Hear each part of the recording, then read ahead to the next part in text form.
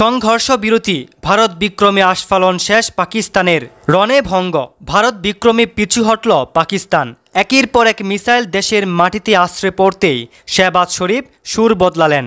আস্ফালন শেষ, রণংদেহী মেজাজ ছেড়ে চাপের মুখে সোজা ভারতের দিকে শান্তির সাদা পতাকা তুললেন।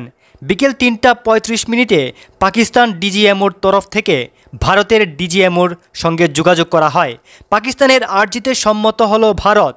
দ্বিপাক্ষিক আলোচনার ভিত্তিতে অবিলম্বে সংঘর্ষ বিরতির সিদ্ধান্ত নেয় দুই দেশ।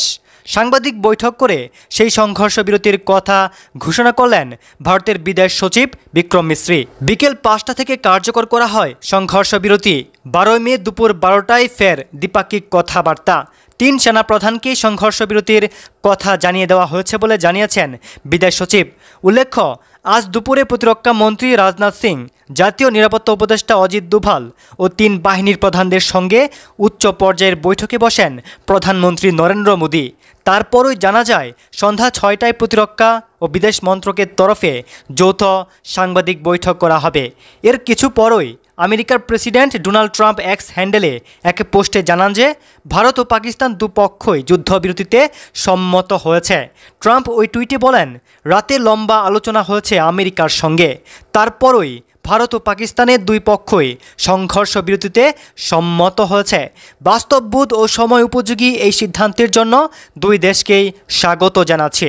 পাক বিদেশমন্ত্রী ইসহাক দারও জানিয়েছেন তিনি সংঘর্ষ বিরতিতে সম্মত আছেন।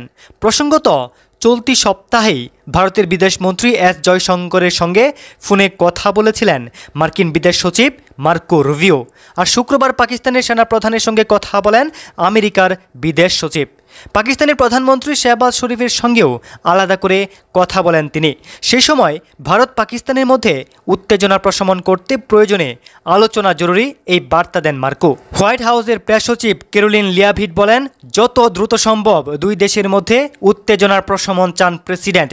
আমেরিকার বিদেশ মন্ত্রকের মুখপাত্র ট্যামি ব্রুসো এক বিবৃতিতে জানিয়েছেন, শুক্রবার পাকিস্তানের সেনাপ্রধানের সঙ্গে কথা বলেছেন আমেরিকার বিদেশ সচিব।